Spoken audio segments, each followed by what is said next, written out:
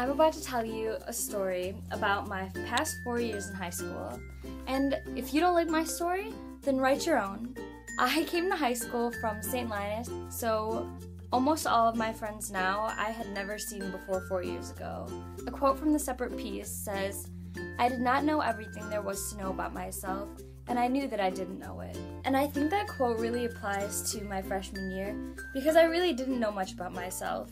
I tried classifying people into the cool people, the quiet people, and those people that you shouldn't hang out with because they're going to make bad decisions, and I should not have done that. There's a quote from a series of unfortunate events that says, "People aren't either wicked or noble. They're like chef salads, with good things and bad things chopped up and mixed together in a vinaigrette of confusion and conflict." And freshman me thought that one person, if you think they're going to be popular and mean and this type of way, that they're going to be that way always. Everybody's confused and everybody has their own conflicts, and sometimes they don't know how to handle it. And me, sometimes I didn't know how to handle it. But when I was a freshman, I didn't understand that. But like the quote said, we all have our good sides and our bad sides, and it just all depends on who you're talking to and who you're with and what sides come out. There's a quote in one of my favorite books, Paper Towns, that's sitting right there, that says, "We were just looking at ideas of each other, like looking at your window shade but never seeing inside. But once the vessel cracks, the light can get in, and the light can get out." That's really important to me because it shows how freshman me was just in this little egg, you know? And I'm still trying to crack my vessel, or egg, I don't know where that metaphor came out of. A quote from Will Grayson says that if you keep focusing on why you have it so bad, you'll never realize how you could have it so good. Sophomore year was just this dark, that sounds really dramatic, but I mean, I kept focusing on the things that I didn't have and the things that I was doing wrong, that I couldn't even focus on how many friends I had made already and how many of them genuinely wanted to be around me. In a world as wrong as this one, all we can do is make things as right as we can. And I'm really glad that the end of sophomore year, I tried to make things better because the majority of my sophomore year, I was just sad and grumpy and complaining all the time because I complained a lot. But then I auditioned for Children of Eden, and I had been in the musical before, but I was just kind of still in a little egg, and I was oh, I'm so shy, I'm so quiet. But then Children of Eden, I'm okay, I'm sick of this, I'm gonna bam, sing at audition, and I just I thought I blew it away. And that just goes to show that only you can make things better for yourself.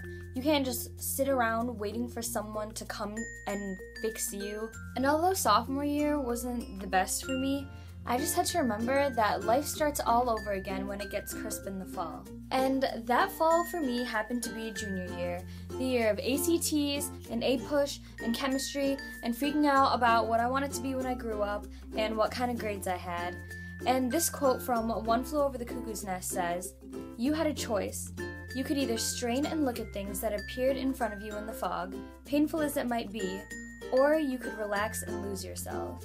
I know that I should be relaxing and losing myself, but it's really hard being in school, especially junior year, to not concentrate on all the things you have to do, all the deadlines you have to make, and that leads to the bags under my eyes because that just goes to show you how little sleep I get. And this quote from Old Man and the Sea says, "The bed is my friend," and I completely agree with that. Thankfully, I was conscious enough junior year to be able to make really good friends with Hannah Burke and Amanda Anesco, and those two, along with so many of my other friends, helped me realize that I was completely fine being myself, and I didn't have to pretend to be anybody, and I didn't have to try to get people to like me because I just had to be myself, and I was happy. And this quote from I'll Give You the Sun, a book that I just finished today, says, "Maybe we're accumulating these new selves all the time." And that makes me think that I have so many selves. I have musical self, I'm gonna be sassy and sarcastic self. I'm gonna be super, like, quiet and shy self. And there's all of these selves, and you're all of them. Well, not you, but like, I'm all of them. And with all of these selves, you're gonna figure out what you want to do when you grow up. Which brings me to this quote from Catcher in the Rye that says, I think that one of these days, you're going to have to find out where you want to go. And then you've got to start going there. But immediately, you can't afford to lose a minute, not you. But I have to use these selves to figure out what I like best and what I like to do to help other people. And there's a quote from Amazing Spider-Man 2 that Gwen Stacy says on their graduation. Time is luck, so don't waste it living someone else's life. Make sure yours counts for something. Fight for what matters to you, no matter what. Because even if you fall short, what better way is there to live? That brings me to senior year, the year that old people always talk about and are like, we did all these shenanigans and things like this. And that just made me think, I need to get out of my comfort zone and I need to do something. And this quote from the love song of Alfred Prufrock says, do I dare disturb the universe? And I wrote it on the back of my planner because I thought I needed to be reminded of that. Yes, I dare disturb the universe. Like, I need to do things that I normally wouldn't want to do. And another quote from A Doll's House says, I can no longer content myself with what most people say or what is found in books. I must think over things for myself and get to understand them. I don't want to just watch these people in my grade do all these fun things and sit in my room and read all of these books about fun things that happen. I need to go out there and take risks and just not be afraid. And even though a lot of the things I did weren't completely crazy, it wasn't like robbing a bank or like doing anything like that, I just had a lot of fun, not being nervous and not being awkward or shy and being comfortable with the people I was around. That was kind of tested earlier this year for homecoming when I was on court. And I was just really uncomfortable at first because I was like, I'm not sitting in that car. I don't want to sit in that car and people are going to stare at me and I don't want to have this crown on my head and people are going to be like, oh, you're so cool, you're on homecoming court. I just had to realize that I have to savor this moment because it's not going to happen again. I'm not going to lie and say I didn't like it at all because it was really cool to be honored like that and to know that a lot of people voted for you.